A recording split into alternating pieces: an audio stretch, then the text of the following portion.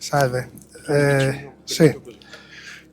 I risultati dell'indagine condotta a livello nazionale da Greenpeace e i risultati dei numerosi studi effettuati dalla comunità medica e scientifica attestano in modo inequivocabile che la diffusione e la pericolosità dell'inquinamento da FAS dei terreni, delle acque e dell'aria ha raggiunto un livello di diffusione tale da rendere non rimandabile una restrizione alla produzione e al commercio di merci contenente FAS che va normata a livello nazionale e europeo.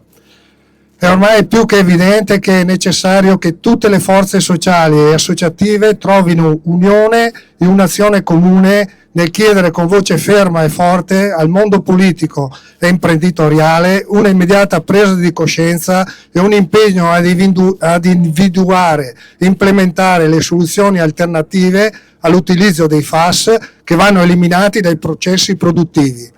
A livello europeo e nazionale vanno finanziate le attività di ricerca e sviluppo che portano all'individuazione di alternative all'utilizzo dei FAS che dovranno avere le caratteristiche di sicurezza per l'ambiente e la salute dei cittadini che solamente un serio processo di test può garantire.